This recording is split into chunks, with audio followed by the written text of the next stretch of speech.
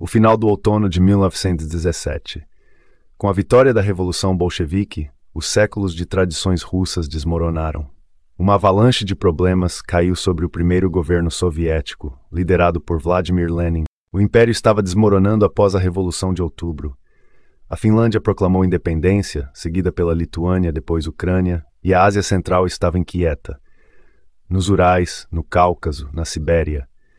Enquanto isso, a Primeira Guerra Mundial continuava e a Rússia participava dela. Era necessário parar o inimigo a todo custo, mas o novo governo não tinha forças. O exército estava completamente desmoralizado e as tropas alemãs avançavam sem resistência, ocupando uma região após a outra. Restava apenas uma opção: negociar um armistício com os alemães. Era crucial ganhar tempo. Os líderes bolcheviques acreditavam na iminente Revolução Mundial. Eles esperavam que a Alemanha, enfraquecida pela longa guerra, logo iniciasse levantes revolucionários, encerrando assim a guerra por si só. Ignorando outros estados, o governo soviético propôs às autoridades alemãs iniciar negociações de paz. O lado alemão, cuja situação militar, política e econômica estava se tornando cada vez mais difícil, concordou imediatamente. O encontro entre representantes dos dois países ocorreu em dezembro de 1917 na cidade de Brest-Litovsk, comandada pelo chefe do Fronte Oriental alemão. Eles rapidamente concordaram em interromper as hostilidades por um mês, a fim de elaborar as condições do armistício. Logo que a notícia se espalhou pelos frontes, começaram as fraternizações entre soldados russos e alemães. A carnificina de muitos anos tornara-se insuportável. No entanto, a tranquilidade foi de curta duração. A revolução proletária na Alemanha estava atrasada, enquanto a situação na Rússia tornava-se mais tensa a cada dia. Querendo eliminar os oponentes políticos de uma vez por todas, o governo instituiu a censura em novembro. Cerca de 60 jornais foram fechados. A nacionalização de bancos e empresas começou, e o controle operário foi introduzido em todo lugar. A economia inteira, o modo de vida do país estavam se movendo decididamente em direção a uma economia distributiva, abandonando o mercado. Aconteceu a ofensiva vermelha contra o capital. Proprietários pequenos e grandes tornaram-se fragmentos do antigo regime. Funcionários tsaristas, que não eram mais necessários, e numerosos ativistas de partidos políticos proibidos resistiram ao novo governo como puderam. Funcionários recusaram-se a colaborar com novos chefes recentemente aparecidos e mal educados em muitas instituições. A greve geral estava acontecendo e sem eles não poderiam continuar. Para acabar com os atos de desobediência civil, as autoridades encontraram uma solução simples. Declararam que os sabotadores seriam demitidos sem piedade e perderiam suas pensões. A ameaça teve efeito. As pessoas não podiam viver sem salários. Em dezembro, a Comissão Extraordinária Pan-Russa para a Luta contra a Contra-Revolução e o Sabotagem começou a funcionar, liderada por Felix Dzerzhinsky. O antigo sistema judicial foi abolido. Agora a Tcheca unia investigação, julgamento e execução de sentenças. Começou uma série de processos políticos rápidos. Para manter o poder, os bolcheviques suprimiam impiedosamente os focos espontâneos de resistência que surgiam no país. O surgimento do primeiro centro armado antissoviético remonta ao final de 1917. Pouco depois da Revolução de Outubro, em Novocherkassk, no Don, chegou o ex-chefe do Estado-Maior do Exército Russo, general Mikhail Alekseev, que ainda servia ao czar. Sob sua liderança, oficiais, soldados e representantes de várias profissões que não aceitaram o novo poder começaram a se reunir de todos os lugares. No início eram poucos, com falta de armas, uniformes e dinheiro, e tinham relações difíceis com os cossacos locais. No entanto, todos compartilhavam o mesmo ódio pelos sovietes e estavam ansiosos para lidar com os bolcheviques. Já em dezembro de 1917, o destacamento de Alekseev, com 500 baionetas, avançou para Rostov, onde o poder soviético estava apenas se estabelecendo. Com a ajuda dos cossacos, os rebeldes tomaram Rostov, mesmo que brevemente. Esse raid foi batizado como o batismo de guerra do movimento branco, como começaram a chamá-lo. Em breve, o general Alekseev, juntamente com o ex-comandante-chefe do governo provisório, Lavr Kornilov, e o atamã do exército Don, Alexei Kaledin, assinaram um acordo para criar um exército voluntário, no qual qualquer pessoa podia se inscrever. O general Kornilov, o primeiro a liderar esse exército, planejava aumentar significativamente suas fileiras e só então iniciar grandes operações. No entanto, a vida decidiu diferente, e a luta teve início imediatamente no final de 1917. Os destacamentos vermelhos de todas as direções avançaram para o Don, buscando suprimir a resistência branca desde o início. O confronto no sul crescia gradualmente, enquanto os eventos na capital se desenvolviam agitadamente com a chegada do novo ano de 1918. Finalmente, em 5 de janeiro, em Petrogrado, a primeira Assembleia Constituinte eleita se reuniu, o tão esperado evento. No entanto, no dia seguinte, por decisão das autoridades, a Assembleia foi dissolvida. A ditadura do proletariado não tolerava a democracia. Não é surpreendente que os deputados ultrajados da Assembleia Constituinte, dispersos pelas províncias, começassem a ajudar ativamente as forças anti-bolcheviques, cuja atividade se tornava mais perceptível a cada dia. Nos primeiros dias de janeiro, surgiram problemas nas renovadas negociações de armistício em Brest-Litovsk. A delegação soviética foi liderada pelo então comissário do povo para os negócios estrangeiros, Lev Trotsky. Seguindo a tática adotada pelo governo, ele atrasava a discussão de todas as maneiras. Quando os alemães se cansaram disso, apresentaram novas condições rigorosas para o armistício. Trotsky foi forçado a retornar a Petrogrado para consultar os líderes do partido bolchevique. No comando do partido, não havia consenso sobre a questão da paz. Os comunistas radicalmente inclinados mantiveram sua posição. A paz com a Alemanha imperialista era inaceitável porque afastaria a Revolução Mundial. Mesmo para comunistas mais moderados, incluindo Lenin, não foi possível convencer os radicais. Após intensas disputas, foram feitos compromissos. Eles tomaram uma decisão em comum. Ao retornar a Brest-Litovsk, Trotsky declarou ao comando alemão: "Estamos saindo da guerra, mas estamos forçados a recusar a assinatura de um tratado de paz." Em outras palavras, propôs seguir o princípio de nem guerra, nem paz. E de maneira surpreendente, com essa formulação aparentemente absurda, a delegação alemã concordou. Embora a paz não fosse assinada, as operações militares no fronte oriental cessariam. O objetivo dos bolcheviques foi alcançado. A guerra foi interrompida. O governo deu ordens para desmobilizar o antigo exército, mas mantê-lo sob o controle soviético era impossível. As consequências dessa decisão foram terríveis. 400.000 oficiais permaneceram sem emprego. Milhões de soldados armados, enlouquecidos e incontroláveis, invadiram casas em todo o país, capturaram trens e varreram tudo em seu caminho. Eles se apressaram para participar da redistribuição da terra que estava prestes a começar. Em breve, a maioria deles estaria envolvida em outra guerra selvagem e fratricida. A situação no sul do país naquela época inicialmente estava de acordo com o governo soviético. O cossaco do Don, nos primeiros meses após a Revolução, sucumbiu à agitação bolchevique, recusando-se a apoiar o exército voluntário.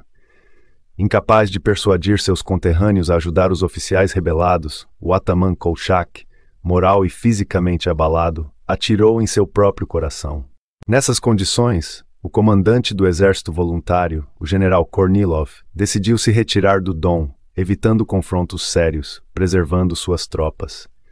Assim começou a lendária Marcha do Gelo, uma tentativa desesperada dos voluntários de escapar dos perseguidores. Cruzando o gelo rachado, eles atravessaram o rio indo de Stanitsa a Stanitsa, lutando contra os destacamentos vermelhos, mudando de direção apenas para escapar, indo para Kuban, onde a influência dos bolcheviques ainda era insignificante.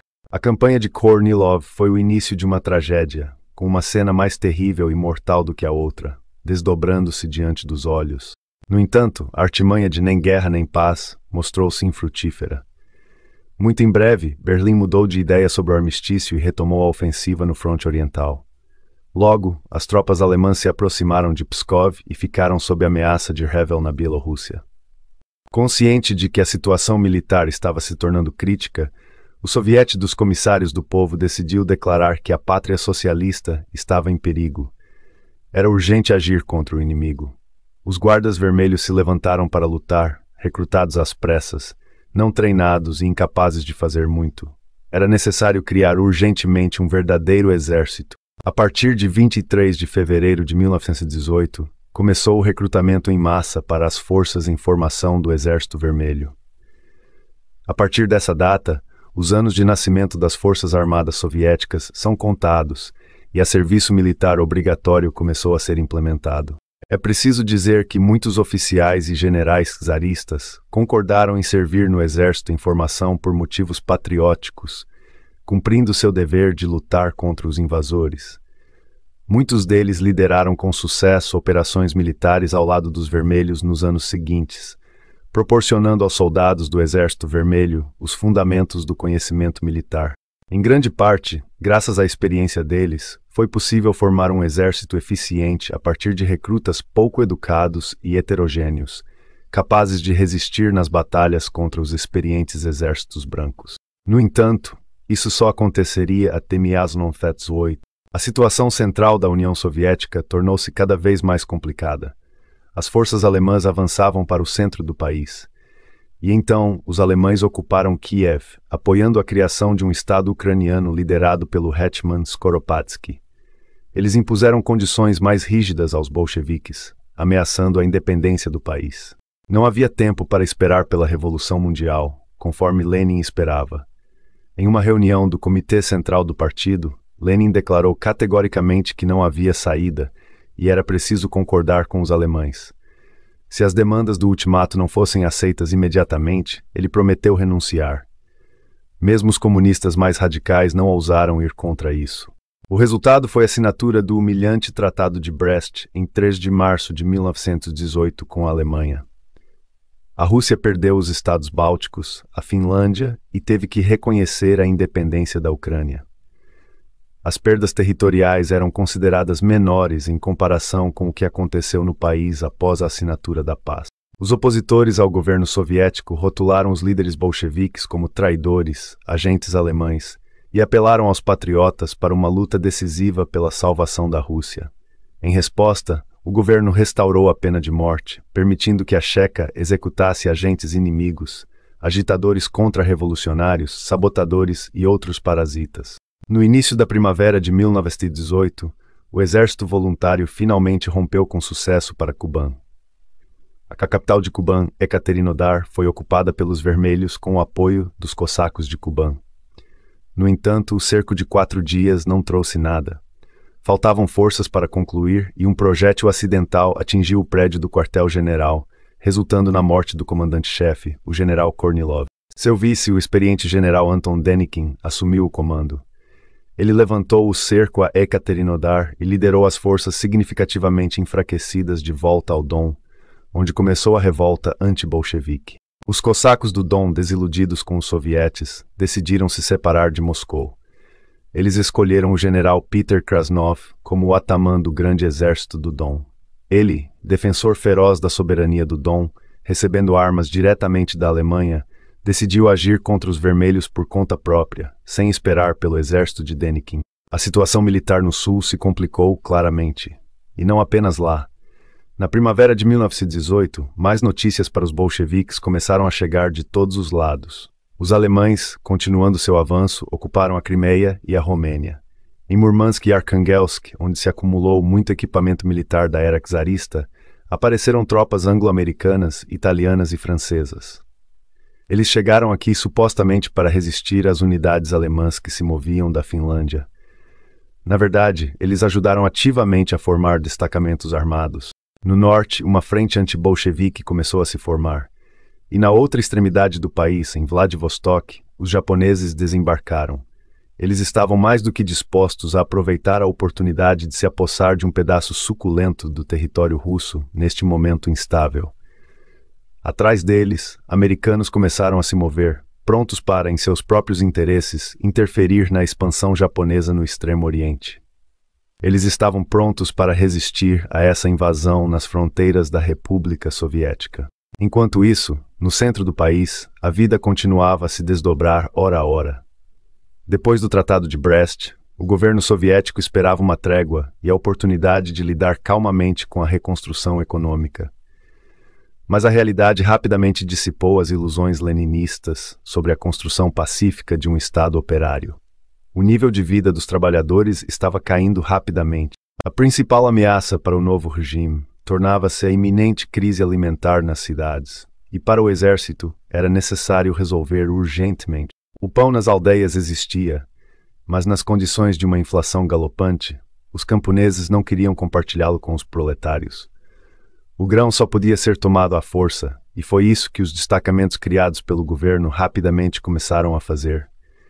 Os pobres tornaram-se o pilar do novo poder nas aldeias, ajudando de bom grado a despojar os abastados, os ricos, os burgueses. A ditadura alimentar implacável levou rapidamente a consequências fatais. O pão era arrancado dos armazéns com dificuldade. Em troca, envolveu milhões de camponeses em uma luta implacável. Irmão contra irmão, vizinho contra vizinho. As pessoas se atiravam de brancos a vermelhos e vice-versa. Não acreditavam nem nos primeiros nem nos últimos, e criavam seus próprios destacamentos militares nas aldeias. Os tiros ecoaram, os incêndios se alastraram. A guerra civil eclodia em todos os lugares, mas o seu foco mais sério surgia não no sul, mas no leste. Tudo aconteceu inesperadamente. Desde a Primeira Guerra Mundial, na Rússia, estavam em cativeiro até 100.000 soldados checos e eslovacos. Ainda sob o antigo regime, a partir desses prisioneiros de guerra, foi formado um corpo separado para lutar contra a Alemanha. No entanto, de acordo com o Tratado de Brest-Litovsk, o poder soviético deveria desarmar esse corpo, garantir a transferência dos soldados pela ferrovia para Vladivostok e, em seguida, enviá-los por via marítima para a Europa. Aqueles que não entregassem suas armas de acordo com o tratado seriam fuzilados. No entanto, os soldados, considerando o período turbulento, não entregaram as armas, decidindo forçar seu caminho pela ferrovia transiberiana para o leste. A principal artéria ferroviária que liga a parte europeia da Rússia à Sibéria foi firmemente fechada por eles. Em maio de 1918, a Checoslováquia Branca, como passou a ser chamada, ocupou Samara, depois Chelyabinsk, logo depois Omsk e depois Tomsk, todos sob seu controle. Moscou, para onde o governo soviético se mudou pouco antes disso, estava perdendo o controle sobre as regiões orientais do país. Aproveitando essa situação, na primavera e no verão de 1918, as forças antibolcheviques tornaram-se ativas no Volga, nos Urais e na Sibéria. Em Omsk foi formado um governo temporário da Sibéria. Em Samara, os deputados do dissolvido Congresso Constituinte organizaram um comitê que se apresentou com reivindicações ao poder pan-russo. O comitê, chamado de Exército Popular, provou ser uma força bastante séria. Eles lideraram ações ofensivas ativas do leste para o centro do país e inicialmente alcançaram sucessos tangíveis. Os destacamentos vermelhos não estavam prontos para resistir e começaram a recuar, deixando área por área. Foi precisamente nesse momento, ao recuar, que os bolcheviques executaram Nicolau II, o último imperador russo, que estava em cativeiro em Ekaterimburgo, e toda a sua família, cuidadosamente escondendo o local de sepultamento. No início de agosto de 1918, continuando a ofensiva, o Exército Popular tomou Kazan, onde apreendeu metade das reservas de ouro da Rússia. Restava atravessar o Volga e abrir o caminho para Moscou. Para eles, isso seria possível. Percebendo a ameaça, o governo soviético tomou medidas de emergência. Trens com reforços foram enviados para o fronte oriental. Junto com Trotsky, um tribunal militar chegou à linha de frente, que realizou uma repressão impiedosa aos soldados vermelhos em retirada. Foi nesse momento que foram introduzidos pela primeira vez os destacamentos de bloqueio e criados campos de concentração. Moskva formou novas partes, que foram rapidamente enviadas para o leste. Até o verão de 1918, a situação dramática nas frentes se desenvolveu em todo o lugar. No sul do país, na região de Tsaritsyn, a Don Cossack Army, comandada por Krasnov, atuava ativamente contra os vermelhos. Se os cossacos conseguissem tomar Tsaritsyn, teriam a chance de se unir aos cossacos do Ural, que estavam se opondo aos bolcheviques, bem como ao Exército Popular de Samara. Não se podia permitir isso de forma alguma. Com poderes extraordinários, chegou a Tsaritsyn o membro do Comitê Central do Partido Comunista Russo Bolchevique, Joseph Stalin. Ele foi nomeado chefe dos assuntos de alimentos no sul da Rússia, acusando de sabotagem os chamados especialistas militares, ex-oficiais czaristas que comandavam unidades do Exército Vermelho em Tsaritsyn. Stalin deu a ordem de prendê-los. Muitos deles foram posteriormente enviados para um barco-prisão, que logo foi afundado no Volga. Cancelando o plano de defesa anteriormente planejado para Tsaritsyn, Stalin organizou uma contraofensiva que foi preparada às pressas e terminou mal. Como resultado, em agosto, as unidades cossacas se aproximaram da cidade. Ao mesmo tempo, o exército voluntário fortalecido finalmente capturou Ekaterinodar. Assim, até o final do verão de 1918, 3/4 do território do país estavam sob o controle dos opositores do governo soviético. Os denikinistas tinham a iniciativa no sul, os alemães avançavam do oeste, a Armada Popular e os cossacos do Ural controlavam o norte. Encurralada nas províncias centrais, a república estava cercada por frentes. Nessas condições, o regime soviético só poderia sobreviver mediante a implementação de medidas extraordinárias, mobilizando todos os recursos materiais e humanos. O Comitê Executivo Central do partido declarou a república em perigo e exigiu que ela fosse transformada em um campo militar unificado. Trotsky liderou a Revagem. Para o país, começou a era do comunismo de guerra. O governo soviético nacionalizou empresas, introduziu a distribuição igualitária de produtos e trabalho forçado, estabeleceu um monopólio estatal sobre o comércio. O ex-comandante da divisão Letã, o coronel Joaquim Vatites, liderou a Frente Oriental. No outono, nesta frente, o Exército Vermelho conseguiu passar para a ofensiva. No início do governo soviético, Kazan, a região do Volga e Perm foram devolvidas. Para interromper a ofensiva do exército cosaco de Don em Tsaritsyn, isso só foi possível no final de outubro de 1918. As batalhas ocorreram nos subúrbios da cidade. A pedido de Trotsky, o comando das operações militares foi retirado de Stalin. Desde então, relações irreconciliáveis se desenvolveram entre Stalin e Trotsky, levando a muitos problemas na vida dos soviéticos. Enquanto isso, eventos significativos estavam acontecendo no leste do país. Em meados de novembro, em Omsk, longe de Tsaritsyn, foi anunciada a nomeação do ex-comandante da Frota do Mar Negro, almirante Alexander Kolchak, como governante supremo do Estado russo. O almirante preferia agir por conta própria, confiando em sua própria compreensão da justiça. Ele frequentemente se comportava como um ditador, alienando muitos, incluindo camponeses. Com o tempo, tudo isso terá consequências. Em novembro do mesmo ano, a oeste, o que os bolcheviques esperavam há muito tempo aconteceu na Alemanha. Na situação de uma derrota inevitável na Primeira Guerra Mundial, uma revolução começou. A Alemanha do Kaiser capitulou. A Primeira Guerra Mundial terminou imediatamente. O governo soviético anulou imediatamente o Tratado de Brest com os territórios ocupados da antiga Rússia. A retirada das tropas alemãs dos territórios ocupados da antiga Rússia começou com a Revolução na Alemanha, em meio à inevitável derrota na Primeira Guerra Mundial. O regime de Skoropadsky caiu na Ucrânia e o poder passou para o chamado Diretório, que proclamou a criação da República Popular da Ucrânia, liderada por Simon Petliura. Ele declarou guerra à Rússia soviética, mas o controle do Diretório sobre a Ucrânia era frágil, com várias formações armadas operando nas cidades e vilarejos. A mais conhecida era o exército insurgente do anarquista Nestor Makhno, que sonhava em criar uma república camponesa independente, perto da aldeia ucraniana de Guliai-Poli, rejeitando qualquer autoridade. Makhno lutava ferozmente contra os ocupantes alemães, os petliuristas e os brancos liderados por Denikin, percebendo que, em caso de vitória de qualquer um deles, sua visão de uma vida camponesa livre seria aniquilada. Ele esperava negociar com os vermelhos e muitas vezes os ajudava nos momentos difíceis, combatendo os zinovievitas. Naquele tempo, o talento militar de Denikin e a falta de coordenação entre os comandantes vermelhos davam ao exército voluntário perspectivas encorajadoras. Eles conquistaram uma vitória após outra e o número de suas tropas aumentou rapidamente. Eles foram fornecidos com armas pelos aliados e a população local começou a se inclinar a favor dos brancos. Os voluntários, inicialmente menos numerosos que os vermelhos, provaram ser mais eficazes, pois pagavam melhor aos cossacos por cavalos e suprimentos.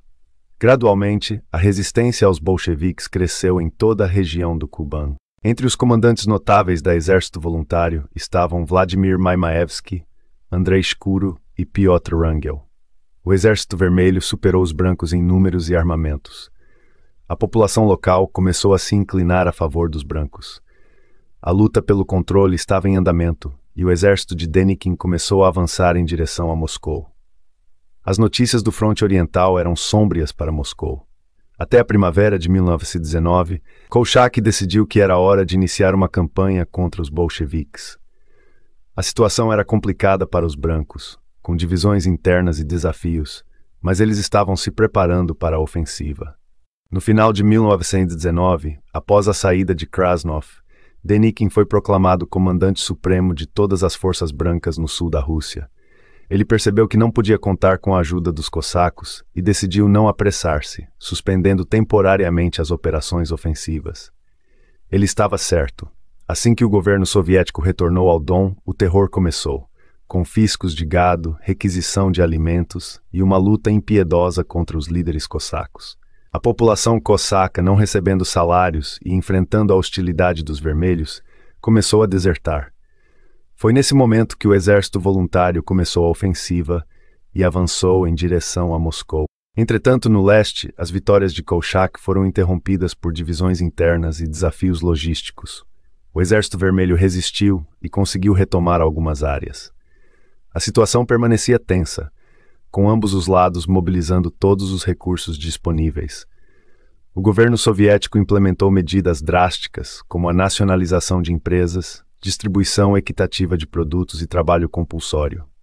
Trotsky liderou a reorganização militar, e a guerra civil na Rússia entrou em uma nova fase, a era do comunismo de guerra. Este é um breve resumo da situação no final de 1919, onde os brancos estavam fazendo avanços significativos, mas os vermelhos resistiam tenazmente, criando as bases para uma guerra prolongada e brutal.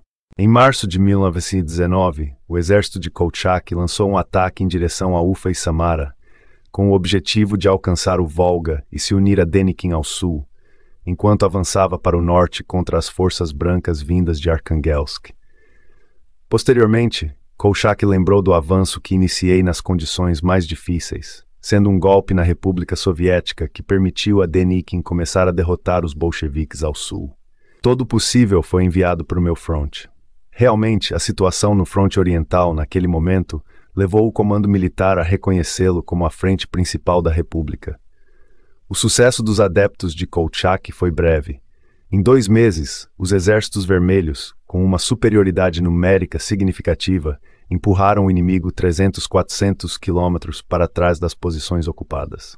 Pouco antes desses eventos, uma séria ameaça surgiu na fronteira noroeste da República, em Helsinki. O chamado Comitê Russo formou um exército voluntário e o enviou a Petrogrado. As tropas brancas, lideradas pelo general Nikolai Yudenich, capturaram Pskov no caminho para a capital do norte. No entanto, a tentativa de Yudenich de se aproximar de Petrogrado falhou alguns meses depois. A ameaça no noroeste foi eliminada. Em contraste, no sul, a ameaça aumentou significativamente. No início do verão de 1919, Denikin e sua equipe desenvolveram um plano estratégico para uma ampla ofensiva em direção a Moscou, chamado de Diretiva de Moscou. Para implementar este plano, reforçaram-se os regimentos, formaram-se divisões, houve mobilização e foram utilizados veículos blindados importados. As operações militares lideradas pelo Exército Voluntário se desdobraram por cerca de 1.500 quilômetros nas províncias de Táurida, Ekaterinoslav, Kharkov, Donetsk, Tsaritsyn e Astrakhan, bem como na região do Don. No final de julho, Ekaterinoslav foi capturada pelos brancos e as forças comandadas por Wrangel entraram em Tsaritsyn. Kharkov caiu, e ao recusar a cooperação com Petliura, o exército voluntário ocupou Kiev. Para tentar deter a contraofensiva branca, o Comando Vermelho uniu, sob o comando de Semyon Budyonny e Kliment Voroshilov, todos os corpos de cavalaria, dando origem ao futuro Primeiro Exército de Cavalaria. No entanto, a cavalaria não foi eficaz aqui. Enquanto isso, a junção das forças brancas foi oportuna. O corpo comandado pelo general Konstantin Mamontov, penetrando nas linhas vermelhas, capturou Tambov, Kozlov, Yelets e Voronezh. No entanto, a euforia dos brancos diminuiu quando começaram a saquear a região. Muitos se dispersaram, levando os despojos para suas casas, enfraquecendo assim a força de combate do corpo de Mamontov. Este foi um momento crítico na Guerra Civil Russa. O Comitê Central do Partido convocou todos para lutar contra Denikin. Durante o verão de 1919, as tropas que lutavam no sul foram enviadas, e mais de 1 milhão de pessoas foram convocadas para o exército. Na frente oriental, o sucesso dos vermelhos aumentou dia a dia. Diferentemente do exército de Denikin, o exército de Kolchak carecia de comandantes competentes. Além disso, o almirante estava mais ligado ao movimento branco como um todo do que à estratégia e tática terrestres. Ele não entendia muito disso. Além disso, as unidades reunidas por ele, apesar dos sucessos temporários, não tinham uma coesão frontal sólida. Isso logo se tornou evidente. Já na segunda metade de junho de 1919, as tropas do Exército Vermelho romperam as defesas e avançaram em direção às montanhas dos Urais. Em batalhas nos arredores de Ufa, ocorreu o famoso ataque psíquico de uma unidade liderada pelo general Kapel, conhecido entre os kolchakianos. Esse episódio é detalhadamente refletido no filme artístico Chapaev. No entanto, no cinema, muitas coisas são mostradas imprecisamente. Na realidade, os verdadeiros capelitas que avançavam para o ataque não tinham oficiais de regimento, uniformes preto e branco, emblemas de Kornilov ou bandeiras negras de Makhno. Na psíquica ataque aos Chapaevitas, um regimento composto principalmente por trabalhadores de Ishevsk avançava. Eles avançavam contra os vermelhos e morriam sob sua bandeira vermelha, cantando Varshavianka. Em 2 meses de batalhas de verão no leste, os brancos perderam quase todo o território ocupado na primavera. A formação kolchakiana foi dividida. Algumas partes recuaram para a Sibéria, outras para o Turquestão. Mas os principais eventos estavam se desenrolando no centro do país. No outono de 1919, as tropas do general Shkuro, juntamente com os restos do corpo de Mamontov, capturaram Orel. Parecia que a capital não poderia ser salva. Claro, o comando do Exército Vermelho tomou medidas extraordinárias.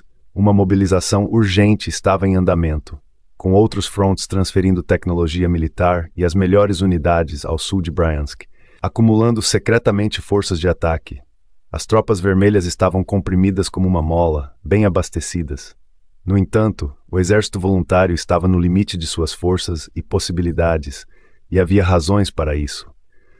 Partes do exército branco ocupavam uma vasta área e eram obrigadas a dispersar suas forças ao longo de uma ampla frente. Forças consideráveis e tão necessárias agora tiveram que ser enviadas para a Ucrânia para lutar contra Makhno e outros atamanos, que saqueavam impunemente os territórios indo muito à frente do exército voluntário, privando-o de suprimentos de armas e alimentos.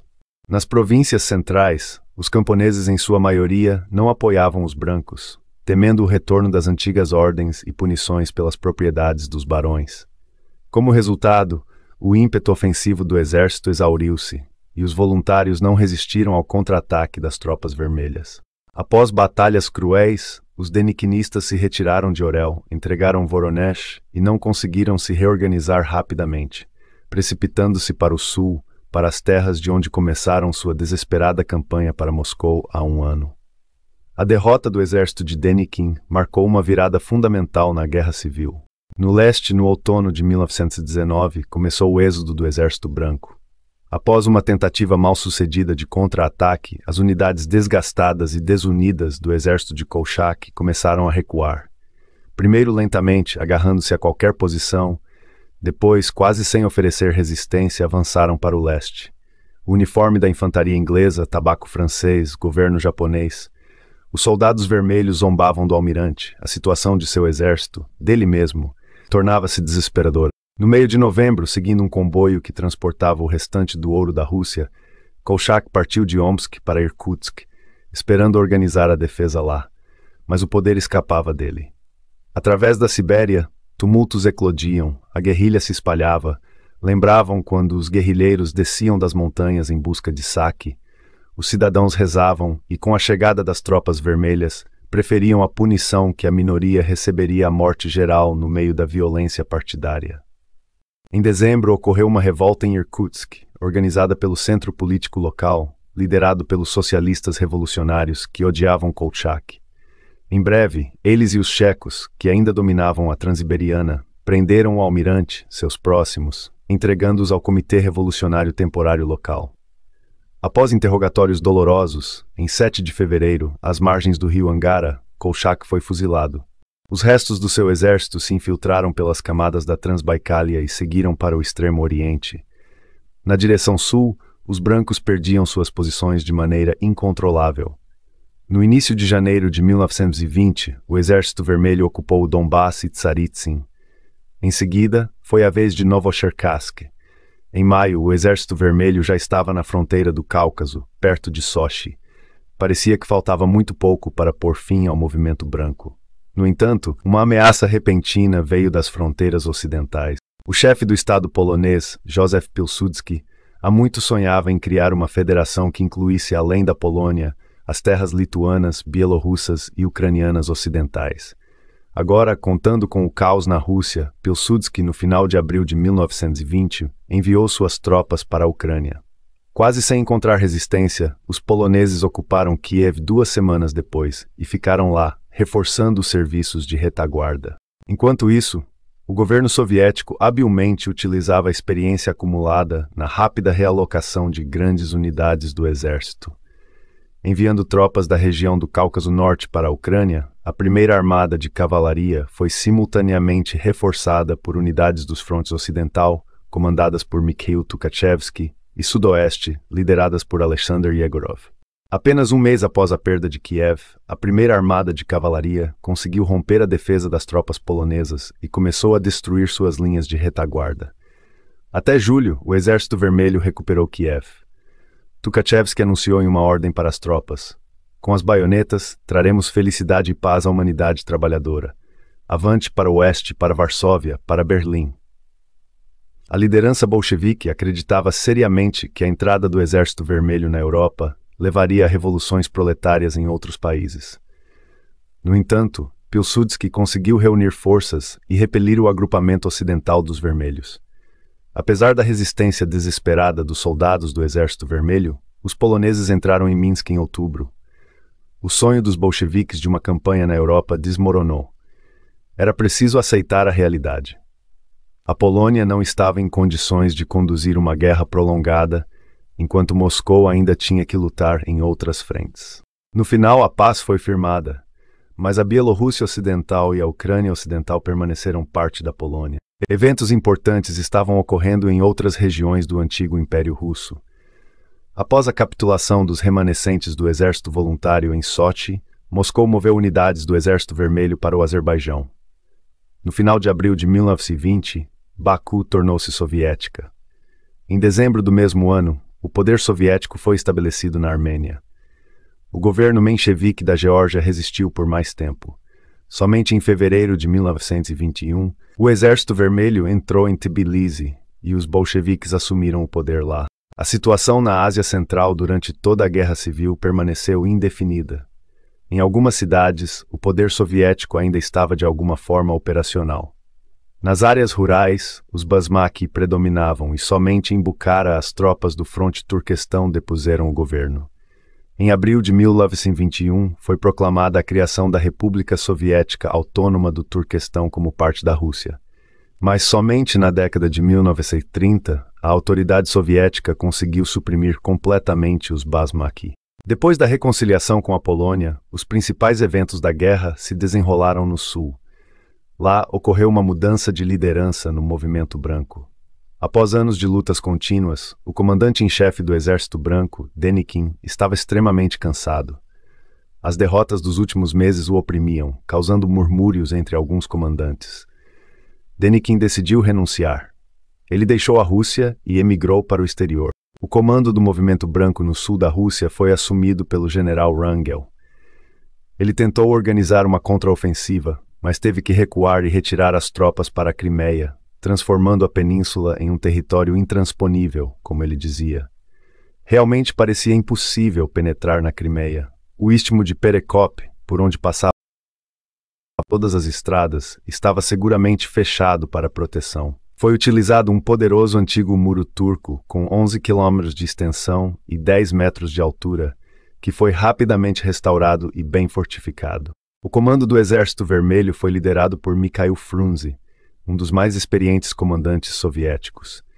Ele tomou a decisão de realizar um assalto diversionista diretamente, conduzindo o ataque principal até o final do dia, secretamente contornando o dique através do raso Golfo de Sivash, chamado de Mar Podre. Os defensores do dique estavam prontos para um ataque direto e o repeliram com sucesso. Aqueles que romperam através do Golfo foram considerados loucos e subestimados. Em uma noite extremamente fria, 12 graus negativos, após a maré baixa, 20.000 pessoas partiram para o ataque. Quando foram descobertos, já era tarde demais. Em 12 de novembro de 1920, desabaram as últimas linhas de defesa dos brancos. Da Crimeia, começou uma evacuação apressada de mais de 170.000 pessoas, entre militares e cidadãos comuns, desejando deixar o país. Como recordam, mais de uma centena de navios foram mobilizados. O frota do Mar Negro russo inteiro foi auxiliado por navios franceses, ingleses e americanos. A fuga das tropas de Wrangel foi a agonia do movimento branco. A guerra contra o poder soviético foi vencida, mas a guerra civil não terminou aí. Era necessário lidar com a situação no Extremo Oriente, onde uma grande força japonesa estava estacionada, e o avanço do Exército Vermelho em direção a Vladivostok poderia levar a confrontos com suas unidades. Antecipando isso, o governo realizou antecipadamente uma combinação política incomum. Em abril de 1920, com a participação de Moscou, proclamaram a República Democrática do Extremo Oriente. Após um acordo com ela como um Estado independente, os japoneses foram obrigados a se retirar do Extremo Oriente. No início de 1921, nas eleições para a Assembleia Constituinte, nesta chamada República Tampão, os bolcheviques venceram. Somente depois disso, o Exército Vermelho entrou em Vladivostok e o território da República do Extremo Oriente foi incorporado ao URSS. A última frente da guerra foi encerrada, mas o eco da Guerra Civil ainda ecoava por muito tempo. Em fevereiro de 1921, devido à falta de alimentos e à paralisação das fábricas, Petrogrado estava à beira de uma greve. Os trabalhadores exigiam abaixo a Checa, eleições livres na cidade, e foi declarado estado de emergência. Em resposta, os marinheiros se revoltaram na fortaleza de Kronstadt, apelando para a Terceira Revolução, com o lema Por Conselhos Sem Comunistas. Lenin, no 10º Congresso do Partido realizado nesses dias, afirmou que Kronstadt era mais perigoso do que Denikin, Yudenich e Kolchak juntos. Em 17 de março, apesar da resistência desesperada dos revoltosos, Kronstadt foi tomada de assalto. Os vencedores realizaram uma repressão brutal contra os marinheiros insubmissos. Muitos foram fuzilados e os restantes foram enviados para campos de concentração. As autoridades também foram implacáveis quando numerosas revoltas camponesas eclodiram no país. Assim que ficou claro para os camponeses que não haveria retorno ao antigo, surgiram resistências espontâneas à requisição forçada, à obrigação de trabalho comunitário e a outras imposições. Em algumas regiões, formaram-se exércitos camponeses inteiros, contra os quais unidades regulares do Exército Vermelho conduziram operações militares. Foi necessário alguns meses para o Exército Vermelho, com o auxílio de veículos blindados e artilharia, suprimir a revolta camponesa na província de Tambov. Somente com o tempo se tornaram claras as dimensões da tragédia que a Guerra Civil trouxe consigo, na qual essencialmente não havia nem justos, nem culpados. Em inúmeros confrontos, devido ao terror e à fome, quase 17 milhões de pessoas perderam a vida. Essa foi o preço inicial do experimento histórico, iniciado na Rússia em outubro de 1917. Dê seu like, inscreva-se no canal. Com vocês esteve o canal Segredos Soviéticos. Até a próxima.